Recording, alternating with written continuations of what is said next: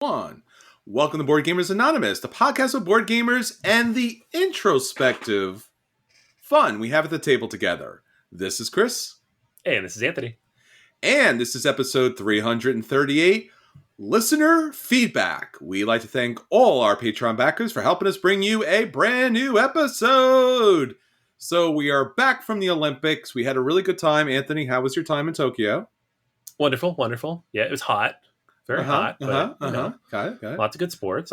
Nice. They did keep asking me why I was there because there was no spectators allowed. But, You keep pushing this board game Olympic thing, and they're just like, maybe next year, Chatfield. Yeah, maybe next year. It's like, you know what? You guys got some weird sports, though. Like the 3-on-3 basketball. We got horse dancing, water polo. I mean, they're sports, I guess, but... They're not really board games are hard. You don't know. You ever play pitch car? Can flick a lot. It's true. I mean, it's like, when are they going to get to the next level? I mean, again, it's so many of these different sports that they have Olympics are just like wacky combinations from like 50 to 100 years ago, and then like even current stuff like rock climbing walls. I saw was a thing. Yeah. And I think isn't skateboarding a thing now too? Yeah, they had skateboarding this year, which is awesome. I'm not against that at all. I'm just like, evolve, and then like some of these things are like steeple running, where people have to run through water and then just run through hurdles. I'm like, why would you do that to people? It's like you're being just mean for no reason of being mean, but. I don't know. It's a good thing. Anyhow, yeah, it was, if you followed it, if you were interested in it, hopefully the last 2 episodes were a lot of fun for you. We had fun doing them. All about the Olympics and some of the games and the different countries. And obviously, there's so many problems with the Olympics as far as the amount of money, the staging, the corruption, how Russia keeps being able to do things even though they break rules. But nonetheless, the athletes themselves are extraordinary human specimens of like exceptionalism, and they seem to be very good people too. Like they keep helping other countries out, they keep working together. There was one competition where they both shared the gold medal instead of fighting it out, to the ends of the earth, and just like people helping people. I mean, it's just really a beautiful thing, and really, it's what society should be about. And again, being good geeks or weebs, depending on how you want to look at it, you got a lot of the anime kind of references and retrospectives at the Tokyo Games, which was like, seems like this would be like disrespected, but Japan was in on it. So, yeah. I mean, wasn't that amazing to see all the different people with their different anime poses and stuff like that? Yeah, no, it was weird too. Everybody's like, all right, like they all had a big Zoom call before the Olympics started. Like, cool guys, this is what we're going to do. Like, it's in Japan, so it's totally cool. Everybody's going to think it's hilarious. So Sailor Moon all day long. It's not, we're good. Yeah, we can do it. I was like, I would have been up there for an hour or so doing like Naruto hand signals. I'm just be like, is this wrong? This feels wrong. I feel wrong doing this. But okay. Everyone's cool with it. And everyone got a big kick out of it. So that was a lot of fun. And then actually they had a report that one of the Olympic athletes was talking about his favorite game was Munchkin. And Anthony was very upset about that, but I was overjoyed that actually someone loved playing Munchkin. So terrible taste, man. What are you doing? Why? Hey, look. Your favorite game. Your favorite game is Munchkin? Okay. It could be worse. Look, could it be worse? It could be worse. Come on, it could be worse. A little. It could be worse. Yeah. So that was fun to see, getting the props out there. So maybe next year, Anthony, you'll get, more kind of attention for board games. I don't know. Would it have to be like Germany in order for there to be like board game themed kind of elements in the Olympic Games? That'd be cool. Yeah. It's in France next time. So I don't know if we're going to get a lot of that, but maybe some Carcassonne. I don't know. The opening show is like giant Carcassonne tiles moving around the stage or something. Right. And then like people being giant meeples and laying back and stuff like that. So yeah, I think that would be as confusing to the general audience as anime, right? Yeah. Definitely. They're like, why is he doing that? I'm like, don't worry, it's really cool. You'll like it. Yeah. Although there's So money in anime, you just see like somebody just bought Crunchyroll for $1.2 billion. There is money in anime. So, surprisingly enough, it was not me. I know that you thought that was me initially. Did oh, not should have buy it. been. Yeah, I was going I to ask was for some going money. to, but You know, it's just a little bit more than I can afford. It's just a little bit. So no, that's fine. I mean, it might get, obviously, what was it? Demon Hunter. The recent film that was it the Midnight Train or whatever it was, like, did crazy amounts of money around the world because of COVID, right. and it was also a good film. It was actually pretty good. So if you haven't seen it, catch up with the anime first and then watch the movie, because otherwise you're not going to get the whole story as far as that's concerned. But yeah, that was a thing from the COVID days. I'm so glad that's over. Remember COVID? Remember that? That Oh, was the thing. I know it's you forgot. That was the it's not thing. funny. This isn't It's not funny funny. yet. Yeah. It's just not Yes. funny. So yeah, Delta is still out there. So please stay masked, keep masks. Stay safe out there, because again, if each and every one of you are not there at the next convention that we see you all at, I'm going to be very upset with all of you. We got names, we got numbers. Yep. Anthony tracks all the data, so you better stay Yes. well. We got to play a game together. If that doesn't happen, I'm going to be upset. So, yeah. So, obviously, a lot going on out there. Again, if you haven't checked back, please check back the Olympic episodes. It was a lot of fun for us to do. We did, obviously, best games for countries and then best games for sports. Both countries and sports, surprisingly enough, don't have a lot of games out there. So that would be nice if that kind of bulked up a little bit there. But maybe in the future, we'll see more of an Olympic kind of board game based thing. Or if you're a publisher or designer out there, make one of those, because that'd be awesome. So we can play those. Nonetheless, so our episode today will be listener feedback. So instead of our typical insane fun we're having at the table together, we're having introspective fun at the table as we listen to our loving and adoring listeners out there and want to give back and want to answer your questions. So we picked out the top of the top as far as questions are concerned, and we'll go through those in our feature reviews. So we are back, and we are louder than ever, so please adjust your podcast player to match us.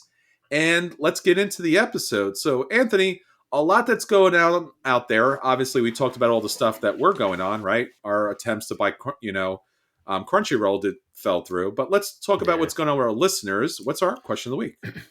All right. Yeah, I asked this a couple weeks ago before our Olympic break. And it's a good one because I was packing. I've obviously moved into my new space, so I've been unpacking, which is the same, but in reverse. A little more fun, but also stressful.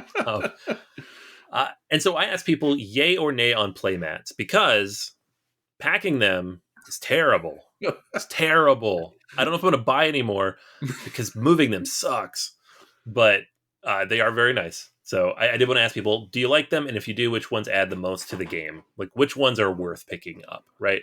Which is kind of a trick question because playmats have this history / infamy of they come into stock, they go out of stock. Fantasy Flight especially is like, look, a playmat for a game that everybody owns and everybody would be able to use. We only made 400 of them.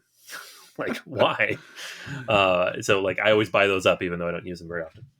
So we have a few good answers here. Tim mentions Dice Masters really benefiting from an upgrade. The ones in the box were poor quality. They weren't even playmats. They were like, oh my god, the paper. Yeah, they're terrible. So, and so the upgraded ones with the the playmat material, they showed the flow of the game phases, which is really important for that game because the phases are not super intuitive. So yeah, definitely with you on that one. David says, definitely a big yay for card games, which don't come with boards. So likes playmats for card games. He would specifically love a Dominion playmat. Generally, games with a board don't really feel like it's needed, can live without them. But card games, yes. David B says, depends on the game, but generally, yay. The bigger the game, the more a playmat can matter. So he mentions he just got in Ankh, Gods of Egypt, and the double-sided mat is gorgeous. So has the base set up on one side and the Pharaoh expansion on the other. So he's glad he paid the extra for that. The playmat for Blood Rage is also essential, removing the separate boards. I think that's a common thing. Like the big playmats will remove the separate boards that maybe you have to deal with. We had Jeremiah mention specifically the Game of Thrones playmat, which I do have. for a game that I've still never played, but I was like, I have to get this. Uh, because with the Mother of Dragons expansion, you have that sideboard and it creates some layout issues because they're not Sure. connected and things don't necessarily go where they need to go. But the playmat, it's all on one thing. So you have everything you need, right? Hmm. It is very pretty too. Uh, Kyle mentions mats and inserts are among his favorite accessories. Playmats that replace multiple boards, again, like we mentioned. So he mentioned Champions of Midgard.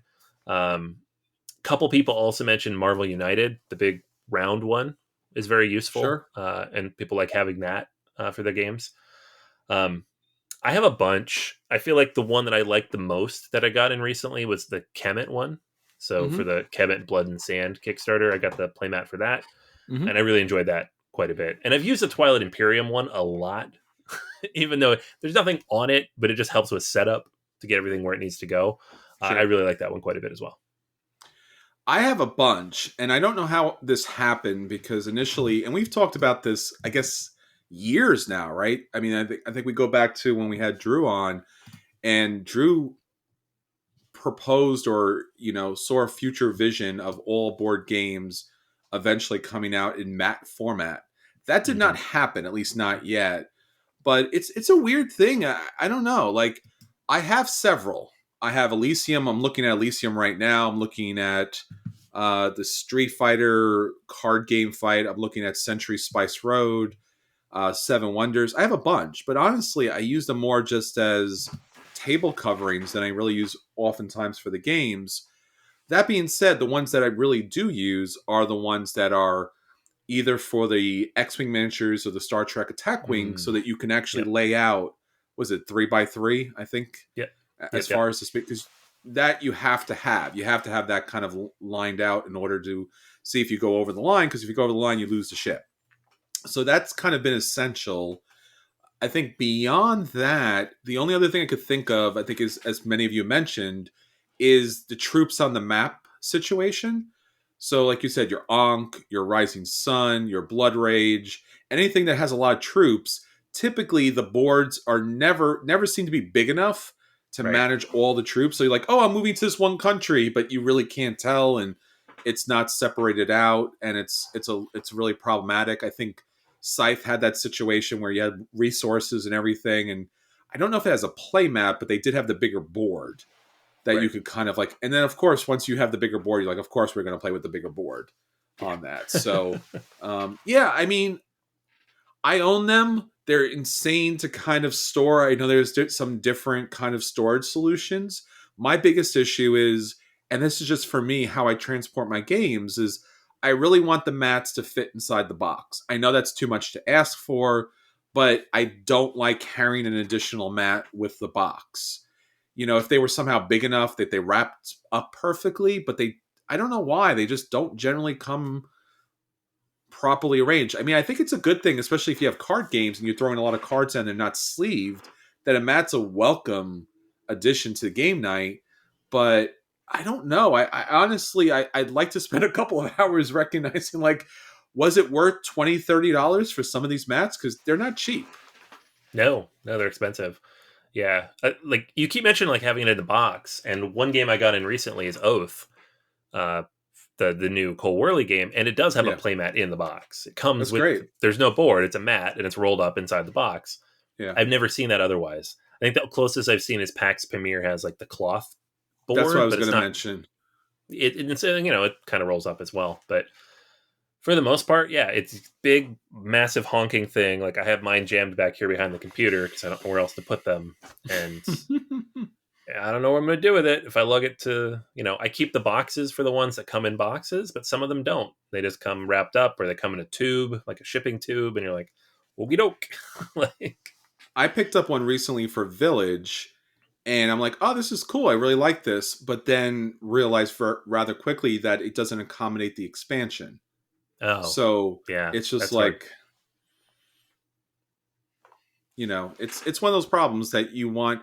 That's really, I have one for Seven Wonders, which is great, but doesn't accommodate the expansions.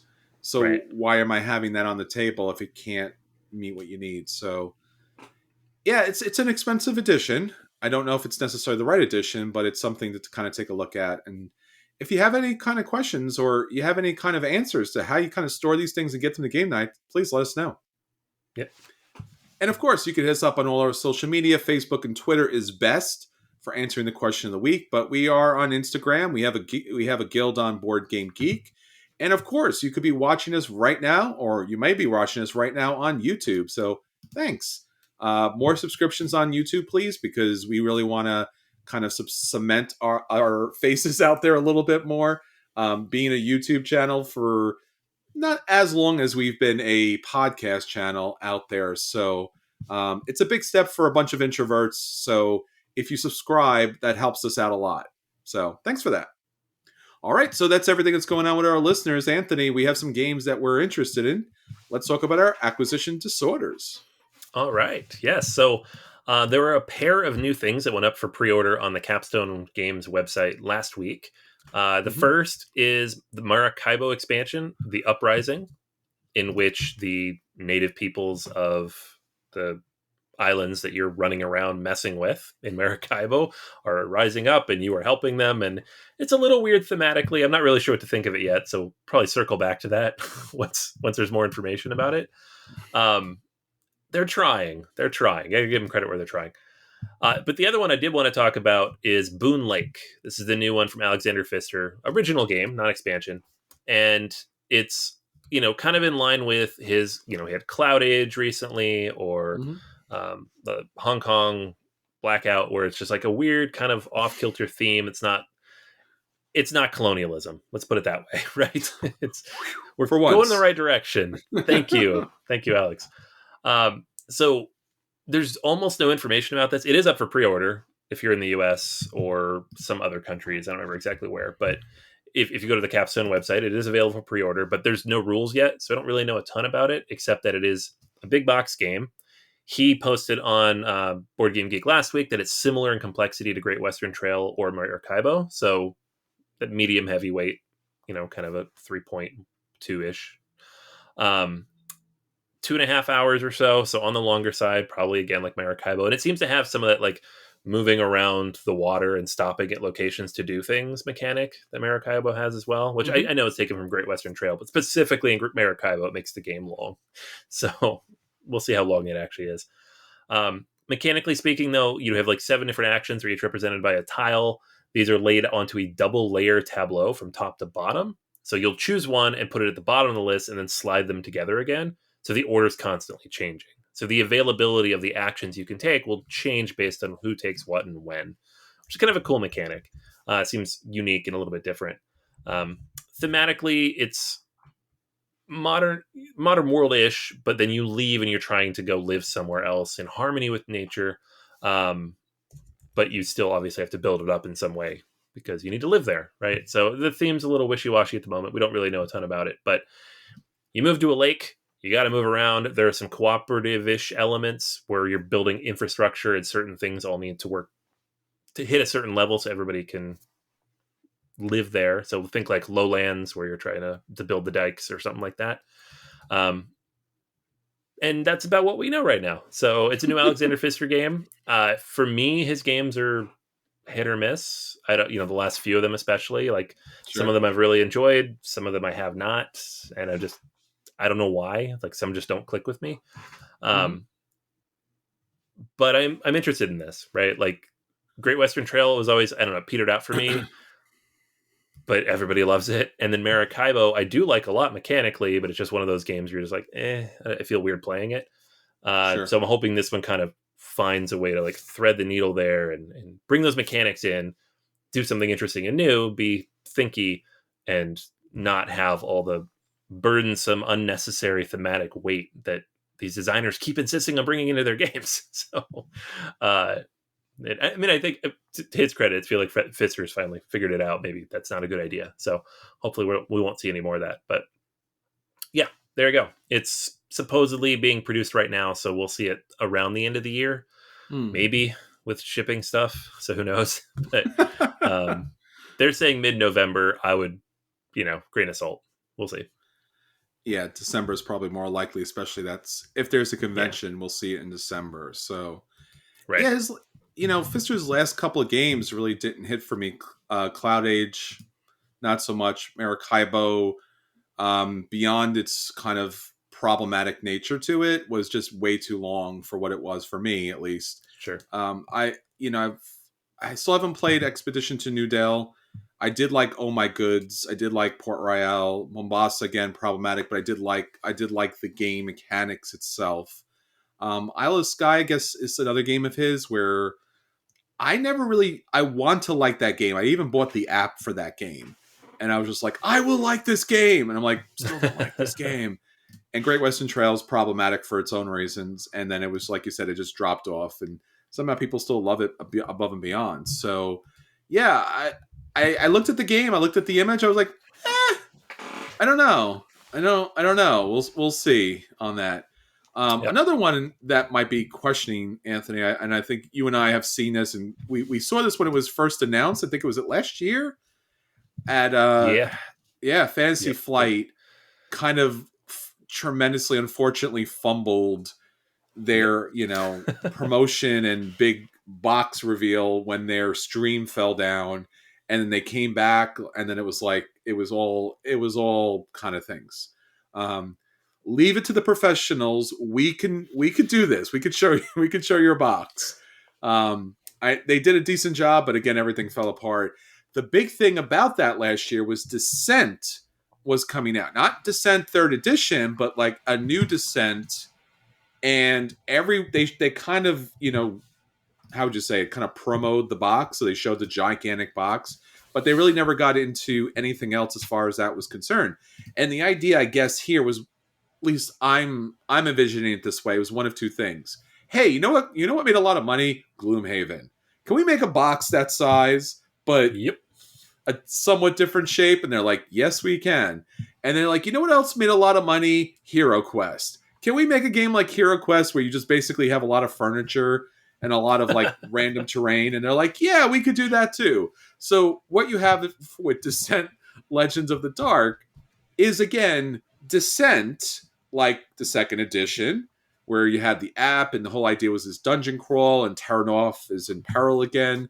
But it's also part gigantic, insanely expensive box of, like, I guess, furniture and terrain and a couple of characters. So again, very Hero Questy. And at the same time, it was something that was interesting because, again, they were bringing in their app to the play. So it's a co-op adventure and a dungeon crawler where it kind of brings back that kind of like hack and slash kind of situation. But now you have to navigate the furniture, the obstacles, the different levels. And in fact, you put together all these different cardboard pieces, and then based upon what the app tells you, you arrange it in such a way that there is benefits and detractions as far as where you're standing and what you move and what you do. So you get 46 pieces of 3D terrain, and that's the thing. And the app. So again, you're playing with an app that's running a lot of the gameplay elements and allowing you to put together your co-op team there. And then you have all these other kind of 3D terrain and cardboard pieces and things of that nature. So I have been watching as much as possible about this game because I did not pick this game up. Because again, I was trying to buy Crunchyroll, and it was either Crunchyroll or this game. It was about the same cost, and I was just like, and I couldn't decide. And then Crunchyroll went out, and then Descent came out. And I was like, it's too late. But it hasn't gotten the best vibe as of yet. I think some people are happy with it, but I think a lot of people are confused because, again, it's a lot of things. It's an app, it's 3D terrain, and it's somewhat basic Descent. Yeah. So, and there's some weird, confusing messaging too, because they're like, "This isn't everything. We have other big boxes coming." And people are like, "Wait, so should I buy this or wait and buy more? What am I buying?" Yeah, and there's still some app development to go on. So I think that the app is not in the best shape either, and it's a little bit. I really like when they kind of like take the traditional dungeon tropes and kind of turn it on their head. But again, this is so much Hero Quest to me, Anthony. I look at it and I'm like, awesome furniture. Like, I love the pieces here. I love how the cardboard comes together. I love the treasure chests and everything here. But again, it's $175. You're paying for somewhat the app, but you're also paying for a lot of the cardboard. But you're not getting as many of the figures and monsters as I would like to see, or I have seen in the other Right. Descents. So take that as you will. May or may not work for you. As far as an acquisition disorder for me, I don't know, because I think it seems a little unfinished, but again, they could resolve that with the app, or they could resolve that with an expansion that was like, here's a box of plastic, and like, oh, cool. Right. Now I Well, have things to do.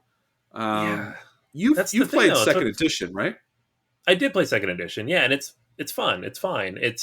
And they created an app for it where you could bring that stuff in and do it. It felt a little clunky because they added it after the fact, but it's a good enough dungeon crawler. Like, I enjoy it. I have everything for Imperial Assault, which is basically that, but with Star Wars as well.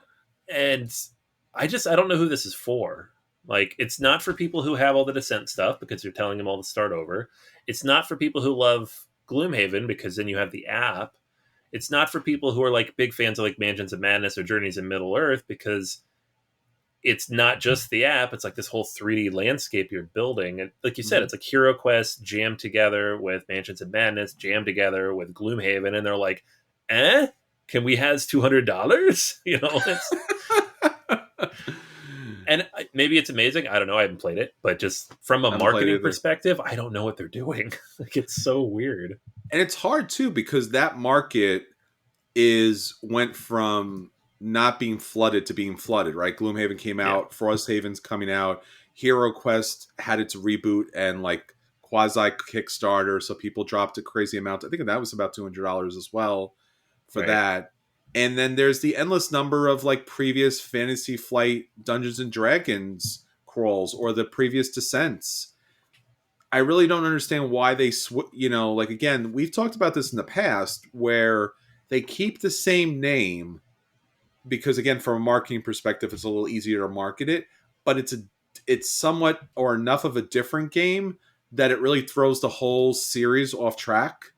So I don't know why it was needed to be called Descent if it's not Descent Third Edition or Descent a follow-up or something. Right. I mean, the Terra Nova universe is pretty vast. I have a ton of games in the Terra Nova universe, and they're different games.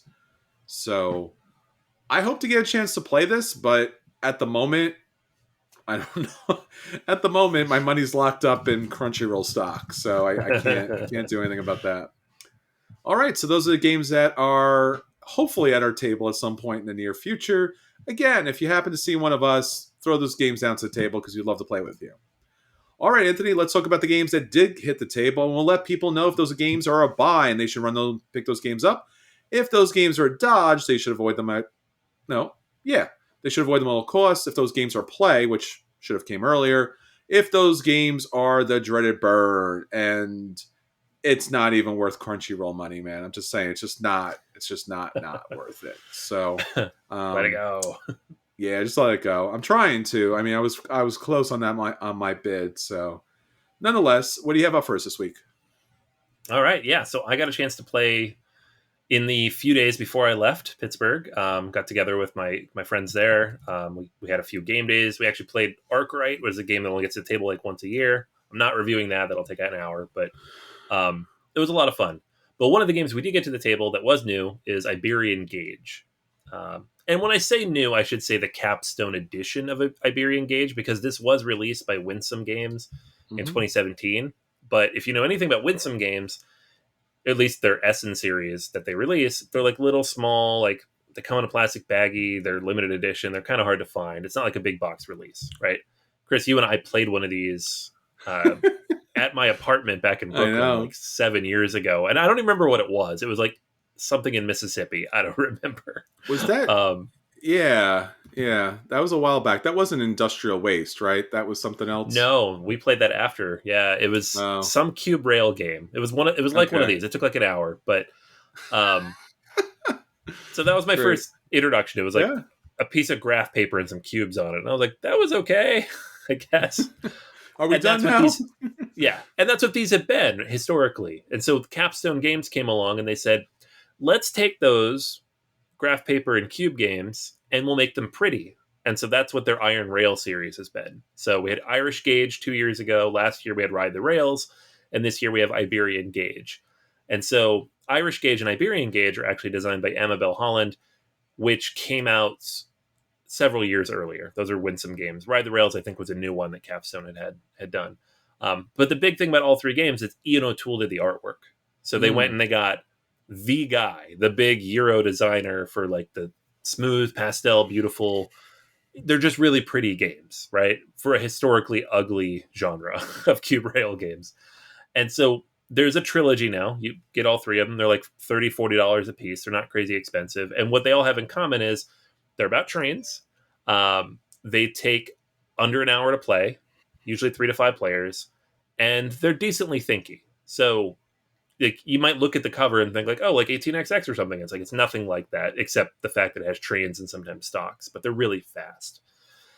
Iberian Gauge is another one of these games. It takes place in the Iberian Peninsula. So you have a map of Portugal and Spain. And what you're doing is you are taking turns in stock buying rounds and then operating rounds, which if you've ever played a train game, that should be pretty familiar. And so everybody's going to take turns, and there's multiple different train lines that you can buy stock in. And so if you're the first person to buy stock, you're going to set the value of that stock. Like if you're saying, okay, I'm going to par it at $20 a share, and then you're the first person to have stock in that. And then you go around and do that whenever you have the money to do it during the stock rounds. And in the operating rounds, you'll go down each of these train lines. Each of them has a limited number of stocks that can be purchased. And for every stock that has been purchased, somebody's going to place a train out on the map, right? If those trains cannot run from one city to another, so basically if they can't do their job, then the stock value goes down. So there's always the risk that you invest in a company that no one else joins you on, and then it tanks because you can't actually connect two cities. So there's a lot of social interaction in the game where you're like wheeling and dealing with each other to try to make sure somebody, like, I'm going to go into blue. Are you going to go into blue? Because if you don't go into blue, I'm in trouble. And then someone's like, yeah, I'll go into blue. And then there's like, nah, I'm not going into blue. Like, because that's just what you do in trade games. And so you kind of push and pull and push and pull. The game, again, is relatively short. There's 4 stock rounds and 6 total operating rounds. So not a lot of chance to do much. Game, I think BGG listed at 90 minutes, but it took us about an hour. So I don't think it's all that long either. And we play with 4. So the thing about 4 players is that you can have 2 sets of 2 that kind of copy each other. And it's almost, the game almost kind of encourages that early. Because again, you don't want to go into a company by yourself because you can only invest in the company once per round. So if nobody invests with you, you're in trouble. So I think it's probably best at 5. I don't know that, I haven't played at 5, but I feel like it probably is. Like anytime you have these things where you can pair up, it's good to have a 5th player just to make it uneven. Because in the game we played, like the first game we played, 2 of the players had the exact same stocks all the way through until like the end of the 3rd round, which means they had the same score. And so it just came down to the last round, and then they diverged, and whoever made the right decision at the end won the game. That's not always fun, so you don't really want that. I obviously we're new to it, so it's probably not going to happen as much if you know the game, but that is something that came up. I liked it. I thought it was a lot of fun. My thing with all these cube rail games is that I always want there to be a little bit more to it. Like I'm making interesting decisions, but then they're very quick decisions, and then you're done. And at some point in the game, it always feels like it plays itself a little bit, either at the beginning, which this game does a little, or at the end when everybody runs out of money or stocks that they can buy, and you're just like, all right, well, this is what we have to do. That's not necessarily a bad thing, because I think the more you play it, the more you'll know what direction you want to go in. But the first couple plays, at least, I think it would be good to have somebody who's played before, like guide people and be like, well, just think of this and don't think of this and do this, which is the same for like 18XX games or Arkwright or any of these big heavy train games. Like you need somebody there to guide people and be like, these are the things to keep in your brain when you make decisions, or you might make really bad decisions. Same thing here, except the game's much shorter. So if you make really bad decisions, you're not going to like go climb out a window because you're like, this game is terrible and I've been doing it for 6 hours and I screwed up in the first hour. Iberian Gauge, it's an hour. So like I made a terrible decision early in the game. It was fine because it didn't take that long to finish. So I have all three of these, and probably have all three because I have the first two. So I bought the third one to complete it. I would give Iberian Gauge a play. I don't think I Okay. like it more than Ride the Rails. I do like it more than Irish Gauge because that game does kind of peter out at the end a little bit.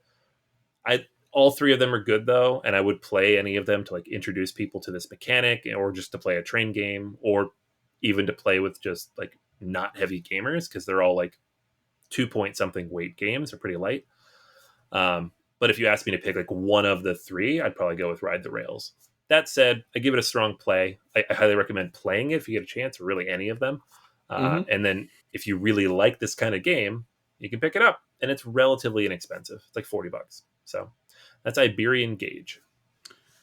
I've seen this, and like you said, as part of the series, it really is the Ian O'Toole artwork that kind of drew my attention. But as also you said, it's just it doesn't seem to be enough game for the price point for me to kind of journey into that. But it's interesting to see, like you said, there's different experiences with which each of the games, as far as a collection's Yeah, concerned. yeah, they're all very different. Like this one is very much like stock rounds, operating rounds, which is like what the big heavy training games do, and it really like boils down to the basics, which is really cool Yeah, to play. Like I would love this would be like a good warm up game if you were sitting down to play one of those big ones, or sure. even just to ask somebody like maybe well, okay, let's try Iberian Gauge and see if you actually like the idea of owning stocks in companies Yes, that you don't own, because that's a big thing that people it sometimes get is. stuck on. You don't own the company, you own stock in the company, and you get to operate the company. Like, and some people just don't want to do that, and like then you won't like this type of game. But having something short and accessible like Iberian Gauge, and it's pretty to look at, it's kind of a nice stepping stone for that. So I do like it for that reason, and I'm happy to own it because I do like these kinds of games. But Sure. it's compared to some of the other ones, it's not the best one. I mean, that's a really interesting point because I think if you're a Eurogamer and all of you played is a certain type of Euro game, there are Euro games that do have that stock mechanic, and we've talked about and played several of those, but that really is a different kind of mechanic. I remember playing Imperial and Mhm. going, but I own these countries, I should make them great. And like, no, that's not at all what you do. What you do is you invest in those countries or companies, and then you try to ramp them up so that you can sell them off, and then you move on. And very much like Acquire and all those other games where it's about the stocks. It's not about what you're actually playing on the board, which again is a very different mindset. And I remember when we Yeah. started getting into those games, I'm like, I own this, right? So no, like I don't, like I do, but I Right. don't. So like burn it to the ground. I don't like. So Yeah. Yeah. I think that's a great recommendation because that is a different mindset when you get so attached in Euro games to your own company, your own building. I think the only game that kind of like breaks you from that is like Last Will, where it's like, Mm. hey, you know that thing you loved, you got to destroy it now. You're just like, I don't know. Euro games taught me to build, not to destroy. Right. Yeah, So yeah, it's interesting because you get into positions sometimes in these games where like I was in the blue company yeah, and somebody else had 3 shares, I had one, and I'm like, well, the more money the blue company makes, the further ahead of me you're going to get. So I'm going to make poor decisions for the blue company when I get a chance to take a move. Now, it didn't impact too much, but I think it stopped him from getting one or two of the things he wanted to do because yeah, I'm like, net, it's a net negative for me if this company makes too much money. So I'm just going to go off in the wrong direction and waste all yeah. the company's money. And you're spending the company's money too, which is a big thing people, you have to wrap your head around. You're not spending your own money, you're spending the company's money to build these Yeah. trains. So combining that with working together a little bit, but then trying to go against each other, it's a clever game. It's fun. So yeah, I do definitely recommend checking it out if you're looking for that kind of thing. I got a chance to play Circadian's First Light. Circadian's First Light is a really odd name for a game. This was a Kickstarter by S.J. McDowell, who you might know from his work on Architects of the West Kingdom, which he co-designed with Shem Phillips. So it had at least a little bit of a good pedigree. And again, this was his game. What really kind of really drew my attention was a couple of things. This is a dice placement game.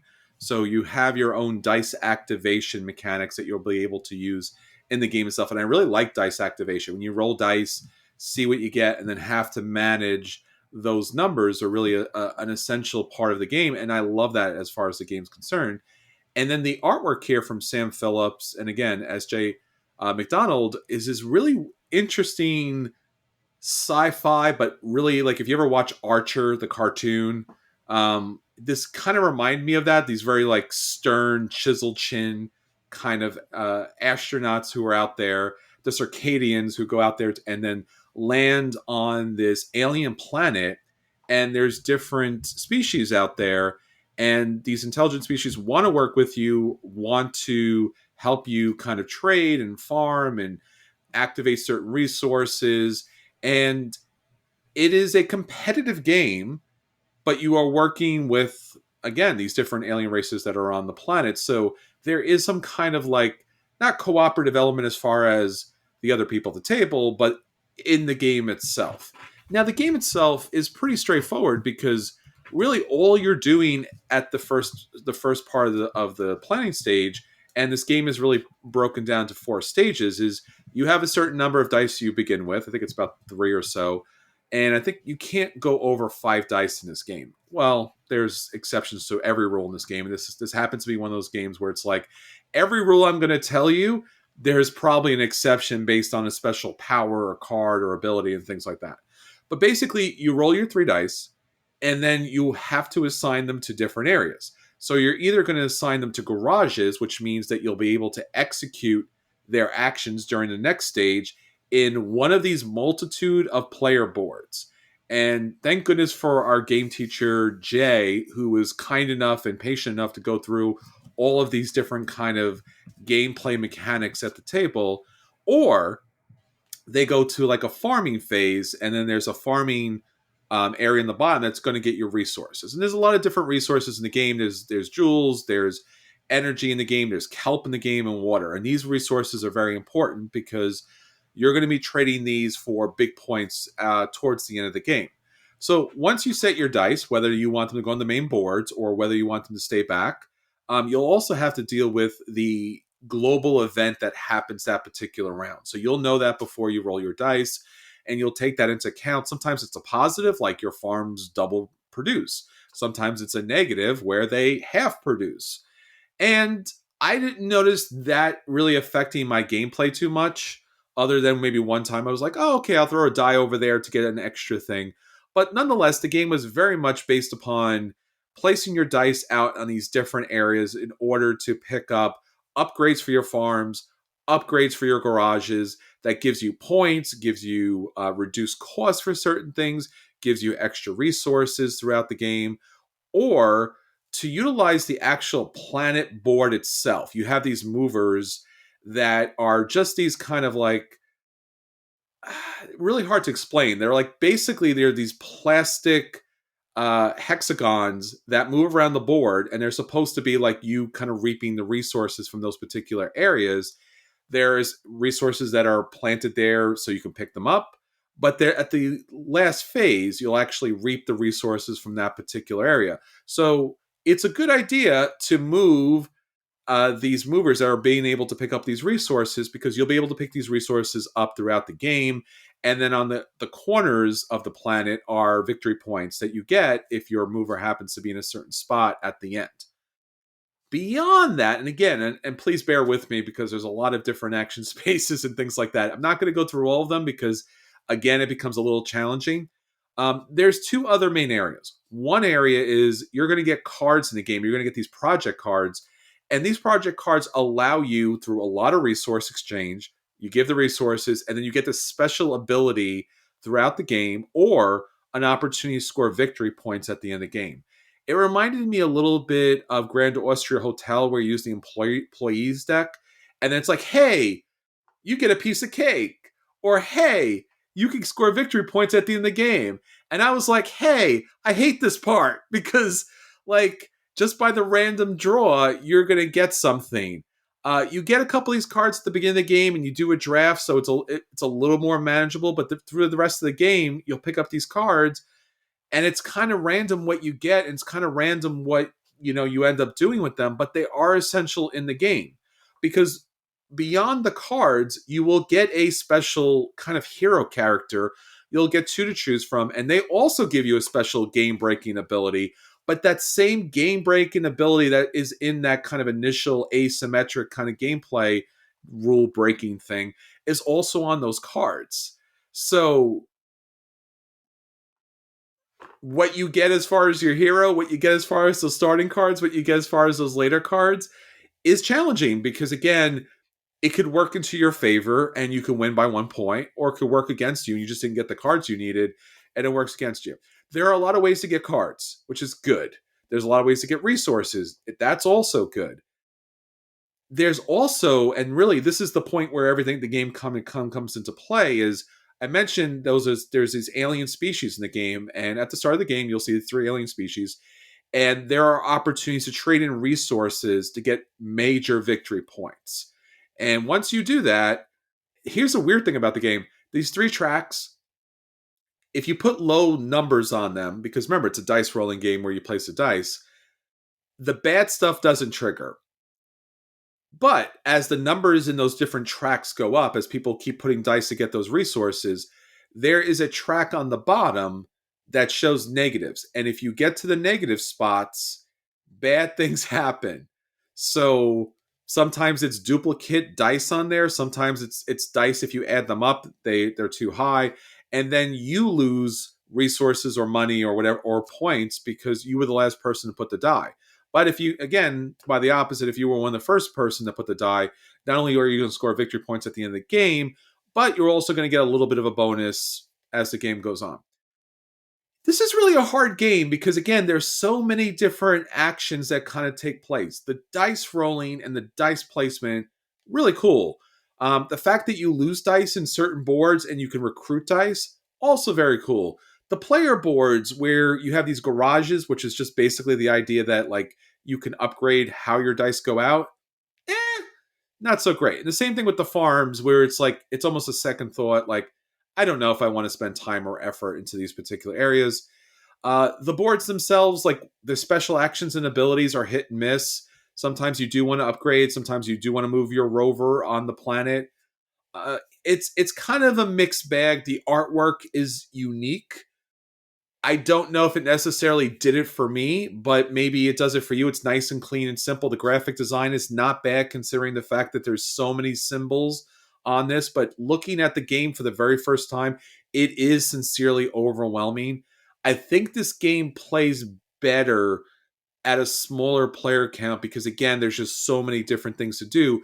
The downside of this game, and it does come in a solo mode, is the fact that the game does not scale. So the boards themselves don't limit the number of spaces for the more players that you do have in this game.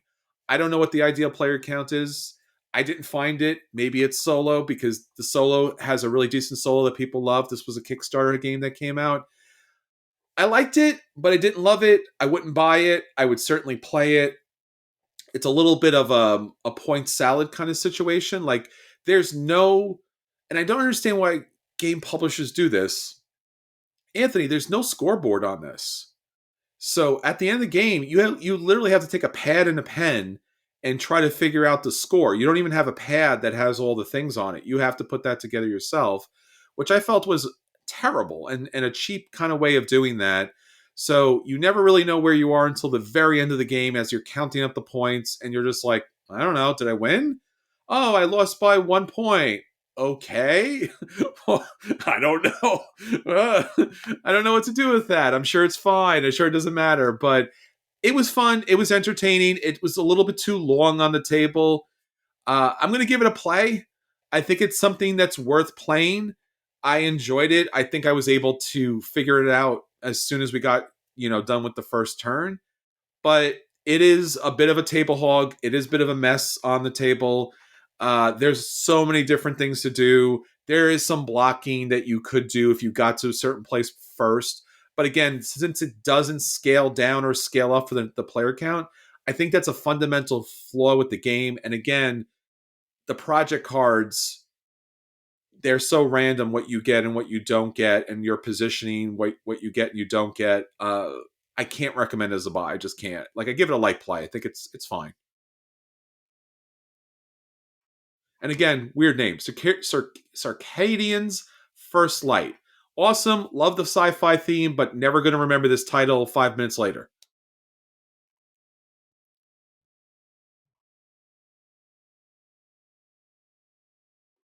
So as Anthony, I think Anthony himself is perplexed because he's Talking to speechless at myself. the moment. Yeah, nope, Speechless. couldn't even do it. So He muted. tried. The Yep. words just wouldn't come out, I was even gesticulating. It was if you're watching And I the was video, like- you could see me moving my hands. No working. Yeah, no, it's. I don't know where those titles come from. Like, who comes up with? It comes up all the time, and you can tell it's a bad title because nobody can remember it. No one right? can It's not remember. even just like that's dumb. It's completely forgettable because it doesn't make any sense. It's just nonsensical. There's nothing about it that, like, why? What was it? Side reel confluence of the something quadrant, and Yeah, sidereal confluence. Yeah, there you go. Like, is that supposed to be a thing? Come on. yeah. It doesn't mean anything. Those are just random words. I do like dice placement. It sucks to hear that there are this many issues with it, but I don't know. Maybe I'll give it a go. I like solo games. If it pops up. I haven't played solo. I've heard it plays much better solo because the AI is pretty good on it, and I do recommend it as a play. I think it's something to play, but I think you need to go in to know it's a mishmash. Like it's just like a lot of random stuff. Your dice rolls can kind of be mitigated. But where you are in player order matters much more. So when we started the game, there was no accountability for somebody who went last. So it does change player order. There's 8 rounds in the game, so you will go first. But still, the first round, as you're building resources, you want to be able to go first, and that's just random. Right. So. Right. All right, so that's the games that hit in the table. Please do check those games out. 2 plays on the table. So I think we'll have a good time with both of them. All right, so now on to our feature review. So our feature review this week, we are taking an introspective look with our friends, our great listeners out there that are hopefully listening with us right now, to take a look at some of their top questions. Unfortunately, we can't answer them all because we want to make this a reasonable listen for you. But again, we're always open and listening for questions. So if you have any questions whatsoever about the podcast, the YouTube channel, the Twitch stream, or the 500 other things we're doing on a daily basis, please hit us up. We would love to let you know. And it's just a good way to connect. So Anthony, our listener feedback, I know you pulled together the best and brightest here.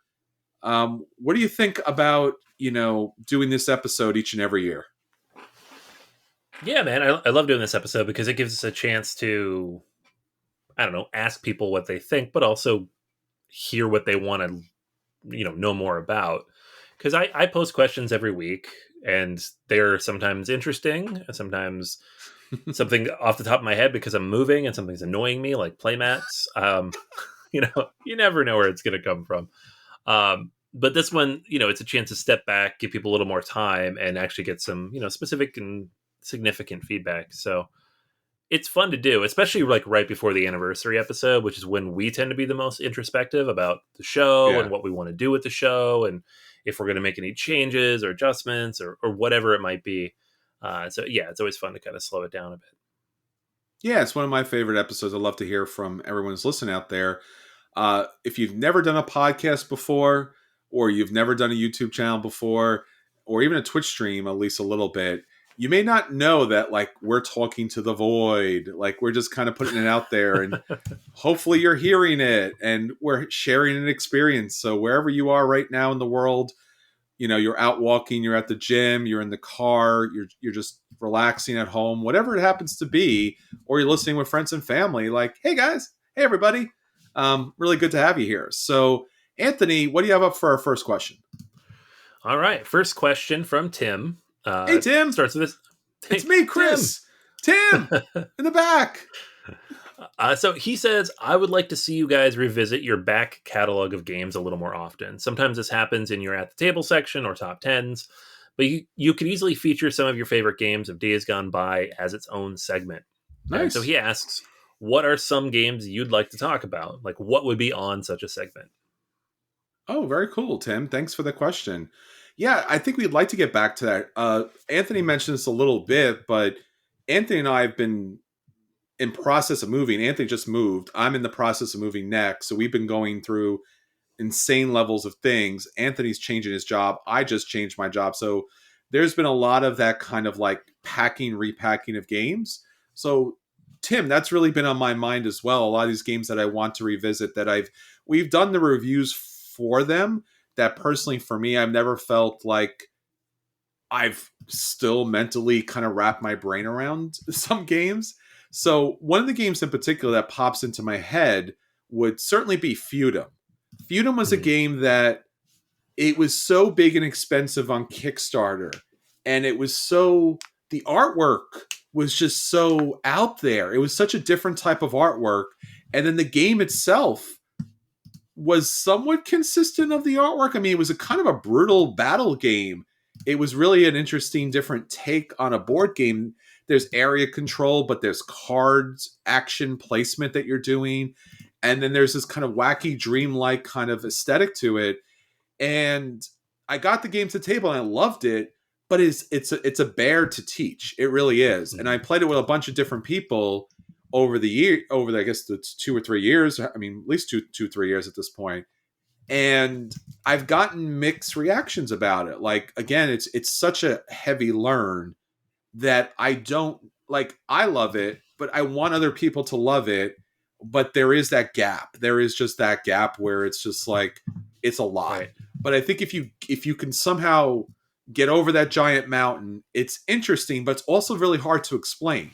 It's like fantasy world, but not fantasy world. Kind of Right. realistic market and trade and like mechanical kind of like you do one thing and then it bounces around and it affects five other things and I've wanted to back the other Kickstarters like for the really cool bits that they offer. And then I'm like, can I do that? Because will this ever get table time? Because Mm. it's so big, it's so long, it's so complex, but it also deserves table time. This would almost be like in the Twilight Imperium kind of like area of like big, massive, time consuming game that you really have to sit through. So I don't know, Tim. I mean, that's a game I'd really like to struggle more with. I think there's that game and several others just were so unique that I just want to struggle with them more and really think about them more because they're unique creations. Right. So definitely Feudum would be one, but there's several others. So yeah, I definitely like to take it back a little bit and see what we could do. Yeah, me too. Yeah, I mean, I mentioned, a few minutes ago, Arkwright, which I played 2 weeks ago, and I've played it a grand total of 3 times now. The first time was in 2016, and I reviewed it then, and that was the short version of the game without all the rules mixed in. So my review is very much like it's good, I think. So that would be fun for me to get back to if I could play it a few more times. I certainly feel like I know it now, but just to be able to get to the table and play it more and understand it a little bit better.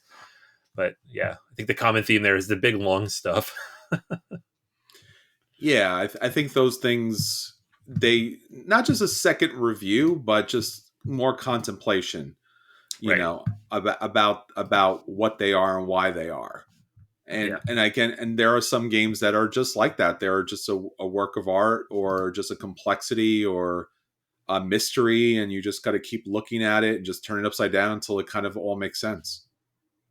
Right. Yeah, All absolutely. right. Yeah, I have a few like that where I wish I could play them like 15, 20 times in a month or two and just really get into it. It's not going to happen, but maybe someday.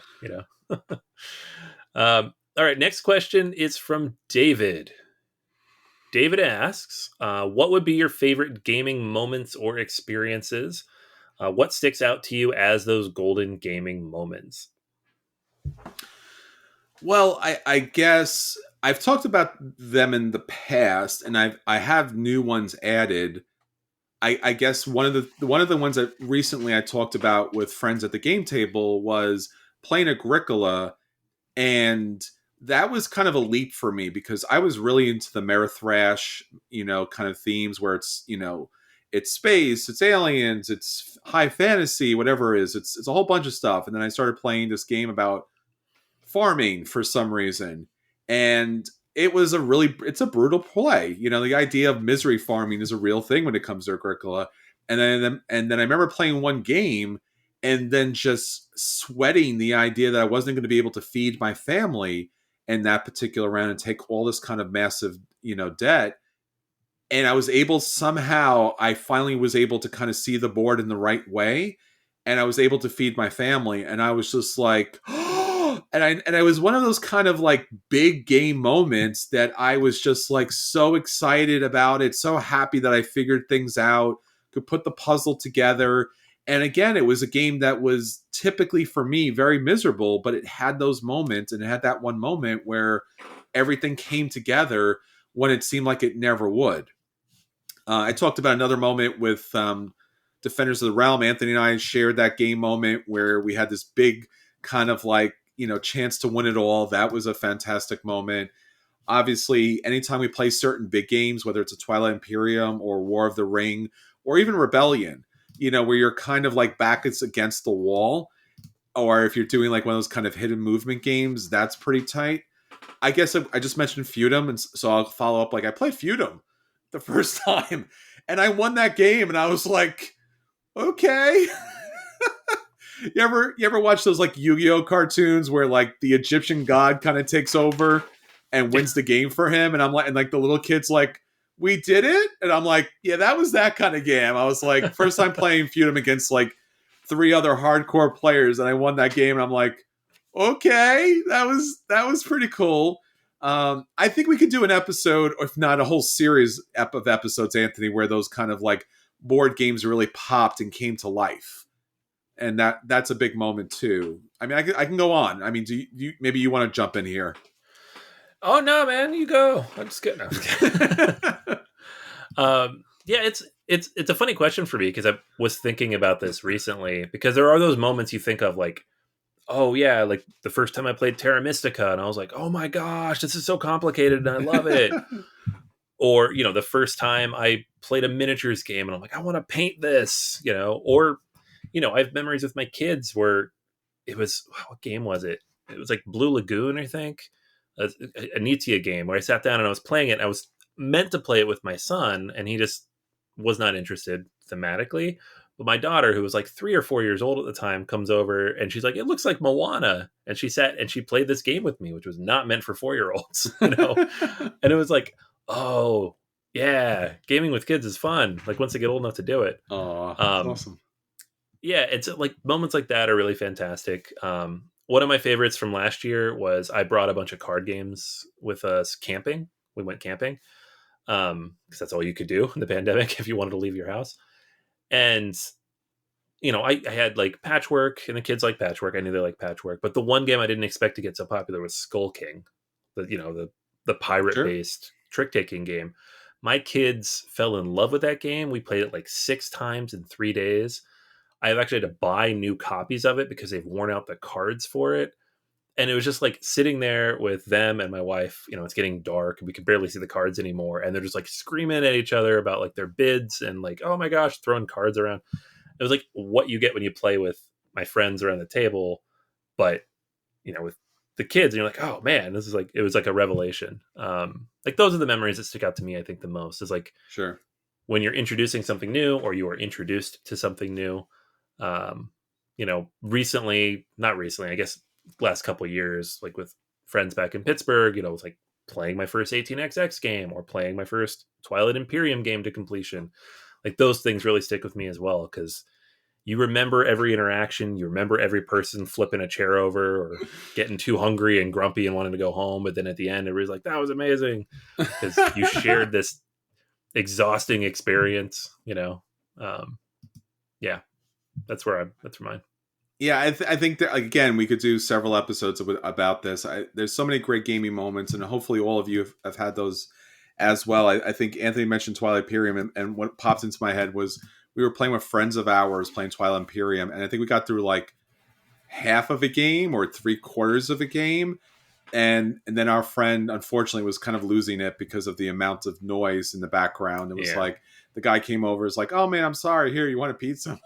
And our friend was like, you want a pizza? I'm gonna give you a pizza. And we were like, pizza. I'm like, we should not play Twilight Imperium in an open public space because that never ends well. So let's not do that ever again. And then obviously multiple conventions, multiple game challenges that we kind of played through. I remember playing Small World, a game I loved, and then Right. I got to a point where they're like, "Oh, you tied. You both go on to the next round." I'm like, "Nope, I'm good. I'm out." Because we played like you play back to back, and I'm like, I don't need to do that again. Star Wars, and Attack Wing and Star Trek, all that other kind of like games where you get to relive these IPs, and it's really kind of like the movies kind of come into play, the shows like come into your mind, and you get to have those really great experiences.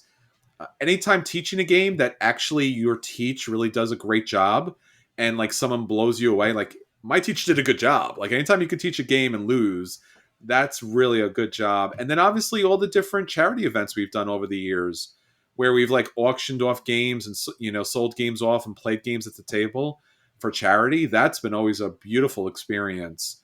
And there's just so many different moments like that, getting those games to the table. And again, that's why we say, our podcast is all about having everyone join us at the table. And we want to do that with all of you so that we can build those moments together. All right. So moving on to the next one. This question is specifically for you, Chris. Oh, I get the from question. Brienne. Oh, no. And they ask, for Chris, what's the one game you'd want to replace the artwork in? There's so many, Brienne. I know. So many. She asked for one. You got to pick one. It's just, I can't. It's just too. Whew. There's just one. Huh. That's so hard. There's so many bad games with bad artwork. Oh, man. I honestly don't. I don't even know where to begin, because again, a lot of the games with artwork, like artwork is very subjective. So right. I'm totally of the mindset that like these artists have put their time and effort into this. So I don't want to necessarily, say poor things about them. But there is certainly artwork out there that it just doesn't do the best job it could do with the game itself. And that's something that always kind of like was really rough for me, because I always felt that certain games could go a step further, could bring more people to the table. And a lot of times all you do have is the box artwork. The graphic design is always a bigger issue. Sometimes you just can't play a game when you get to the table because it's so problematic. And right now, more than ever, like you see Ian O'Toole, who's out there left and right, he's kind of like doing such a great job, of kind of like really revising and the board gaming. But if I had to say one game that really honestly bugs me each and every time that I look at it, because I own a copy of this, would be Glory to Rome. Now, when I say that, Bran, it's because, excuse me here, I don't own the black box edition. Now, if you know anything about Glory to Rome, it has this very famous story about the black box edition, which was this very simple looking, iconic, just really basic artwork where you just had these symbols in this black kind of background. So that's not what I'm talking about. That artwork is fine. But this is why the artwork from the original editions, the multitude of editions, Glory to Rome, was this weirdly cartoony artwork of like Glory to Rome with these kind of silly, ridiculous Bugs Bunny-esque cartoon characters. I own a copy of this. And the fact that they could reprint this with literally just a basic icon on each card, and people are so impassioned by the black box edition, even though you can get the regular edition at, like, it's not in print anymore, but like you could find it, is just like the apex of this artwork is bad. That you could just throw up a simple, stupid, obvious thing that you could make up with like Microsoft Word, and people loves and adores it, but you're the one that you spent all the monies on for all the different pieces of artwork for such a tactically brilliant game. And it just, I cringe. I own a copy of it. And I love that I own a copy because I love Glory to Rome. But I cringe every time I look at this game. I'm like, why? Why did it have to be this dumb, stupid looking artwork here? I can't. I mean, there's so many games that could use better artwork. but the fact again that it came out with the simplest artwork possible and everyone loves it, and I just no. So Glory to Rome is the answer, Brienne. I'm sorry for that long long wind up, but it really is the correct answer because like I said, the other new printing really shows how bad it is. Right. Yeah, no, 100% with you. I wish they could figure out the rights for that game and make it happen, but as they've said a million times, it's not happening. So we just have to live with our Motainais and our ugly, ugly old Glory to Rome cartoon characters. It's so crazy, man. All right. What do you have up next? All right. Next up, Brian asks, if you could be a promo in a game, what game would you choose and what would you do? So this is something that, again, as a kid who grew up with action figures and toys and things and comic books and baseball cards, it's hard not to want some sort of promo. You know, it's not even a board gaming thing, but like literally having pops, Funko Pops, and collections of a million different things, and then just loving board games so much. Again, it's another one of those things. It's like, what would you rather want? A promo in a game that is one of your favorite games or your favorite game, or like something that would be super incredibly cool, right? Because a super incredibly cool thing would probably be some sort of miniature or figure, where most Euro games, which tends to be what I love more or less like the most, is not going to have those kind of figures. So it's kind of like, do I want a cooler promo, or do I want something in a game that I love? I guess that's, and as you can hear from the way I'm answering this question, Brian, I've overthought this. So please forgive me as I talk this as Anthony struggles with, dude, we got to finish the episode. We got to finish the episode. So that's a very big part of this. So if it's not an IP game, because I think it's a little unfair, because you and I, Anthony, can't be an IP. But if we could actually be in a game, that's again super hard. I mean, I would, the easy answer would be like a War of the Ring or Star Wars Rebellion, but I don't think that we're going to get the rights to those kind of things. So yeah. I think it's got to be something that we love a great deal, and that's something that you could probably get to the table on an ongoing basis. I would normally say Defenders of the Realm, but that game's never coming back into print, unfortunately. I would say Lisboa, but I think, Heavy Cardboard already beat us to it, so that tends to be a thing. I think right now what's really hot, and as far as something I'd love to get a promo for, could possibly be On Mars. I think that game has got such a slick, cool look to it. I think that would be fun to have a promo in that game. How about you, Anthony? Yeah, I was thinking about it. I think it'd be one of two things. Either the Voyages of Marco Polo, where of course I'd be a Voyager. And I like the special powers where like something happens based on the die rolls. Because then you really have to be super tactical. Yeah.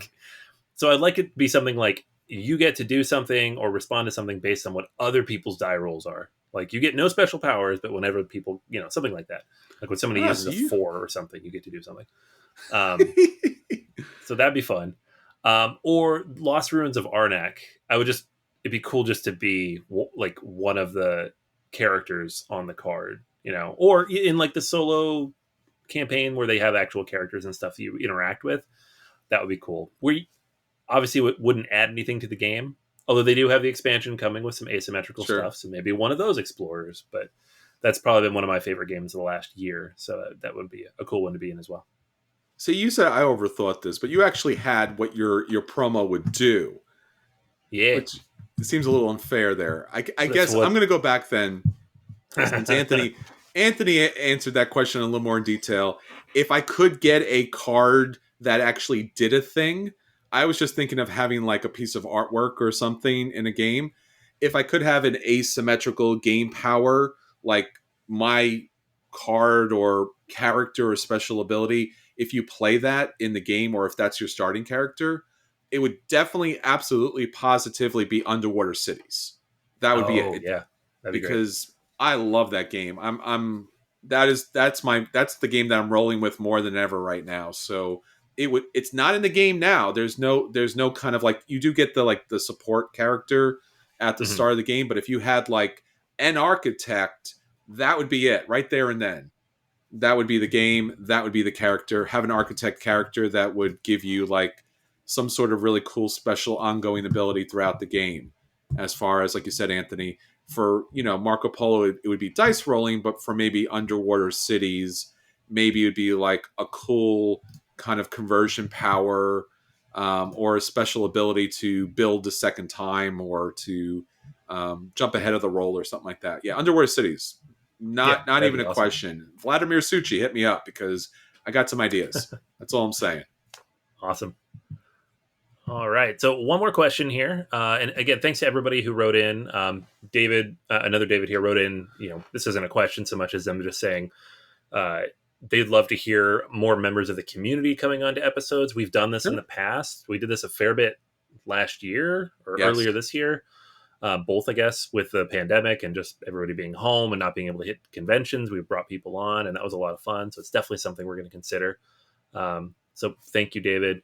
Omar wrote in as well and kind of was just asking like where else they could find content, and we mentioned where we are sometimes, but I understand it can be also hard to find those things if you don't have a link to it. So definitely like check out the website, boardgamersanonymous.com, where we have the links to like the YouTube page or the Facebook page or all the different things. But if you can think of a place where content goes up, we probably have an account. And if you search for Board Gamers Anonymous, you will probably find it. That's probably the easiest way to answer that. Um, and if you find a place that has content that we don't have one, let me know, and I'll probably create one just to have it. So that'd be great. Just let me know. Um, so that brings us to our last question here from Allie, who kind of took this one from Reddit. It was a question that was on a Reddit thread not too long ago, and shot it our way. What's a game that you love personally, but understand why others dislike? So, none of this top 100 nonsense. What's a game where you're like, I love this game, even though I know it's a 6? What do you think? Well, the easy answer is Munchkin. I know Munchkin you have was the like, easy answer. yeah, Munchkin's always the easy answer because I know it's fundamentally a broken game when like you play a normal game and then you get to that last level and then everyone just tries to stop you, and then it's just a matter of like, can you get past that deluge of cards that get thrown at you? So you kind of like try not to be the first person to hit 10 because you don't want to get hit with all those cards, but then at the end it becomes a mishmash. But the fact that it's a game that's all about the humorous nature of playing Dungeons and Dragons. So if you've ever played Dungeons and Dragons, the idea of Munchkin does make you smile, does make you laugh. I don't know why Steve Jackson Games has not gone back and really fixed Munchkin. Munchkin Apocalypse does have a way to end the game that is not based on hitting level, 10. It does have a different win condition. So someone recently said that they liked Munchkin, but what one should they buy? You should buy the Apocalypse one because it allows you a way to win that's not the normal bad way to win, which is just wait it out until the very end. But I understand why everyone doesn't like it. I love John Kovlik's artwork there. I think it's something very cute, fits the kind of theme. And again, there's endless numbers of expansions that are just kind of like a one-time joke or pun. So I find it interesting because I played D&D for so much. So it's nostalgia, it's fan service in that way, but not really a very good game. Yeah, I had a tough time with this one because I don't know that there's a game that I'm like, I love this, but it's bad. It's just legit bad. Um, Maybe there is, and other people tell me like, no, you like this game and it's bad. You like this game and you should feel bad about it, Anthony. Yeah, like maybe I'm just not self aware enough to answer this question. Like there are funny answers, like I think Isle of Cats is great. Chris thinks it's hilariously bad. That's fine, but it's actually a good game, and it's in the I haven't top played it yet, 100. to be fair. Oh, okay, well that's not even that good. Yeah. And then there's you could take it another direction and say like 18xx games where I'm like, I'm well aware these are not for everybody, and the vast majority of people shouldn't even bother to try playing these because they're very difficult and they're long. And but in terms of games that I'm just like, I don't know, It's not great. I guess I enjoy it. I still have my copy of Monty Python Flux. I guess I Ooh, bought this like really early on, and Flux is not a good game. no. Um, Flux is not a it, good game. no, but like in the right format with the right people who all enjoy just quoting a Monty Python or whatever it Sure. is, that kind of thing can still be fun. And I've kept it for that reason, Yeah, yeah. not for any other reason. And I actually don't know the last time I played it, to be honest with you, but I still have it. And I know that because I unpacked it yesterday and I found it and I was like, hey, I kept this. Uh, so yeah, stuff like that. And there's probably a few games like that that I have where it's just like, I'm going to hold on to this because it's still fun. Yeah, I think any of the Flux games are in that same realm that you buy it for the theme, not for the gameplay. And I always find it really sad when people review Flux games because I'm like, if you didn't like the theme, don't review this because all it is theme. It's the same thing with Munchkin. It's just theme. It's just kind of fun theme, and then there's like a light gameplay kind of thrown over it. Right. So, all right. So that's all our questions that we have for this episode. Please hit us back. Let us know. We're always looking and listening for questions, and we will definitely respond both to you individually, personally, but also on the podcast. So hit us up on all our social medias. As Anthony said, you can find us pretty much everywhere, but especially at boardgamersanonymous.com. If you haven't been to the website, you're going to be impressed. There's a lot of great content, and there'll be some upgrades upcoming to make it even better. So stick with us. A lot of new stuff coming out. And again, please let us know. We want to build content out that you like to listen to each and every week. And next week is our anniversary episode, our 8th anniversary doing the podcast. So again, thank you so much for listening. Thank you so much for your questions. Thank you so much for supporting the community.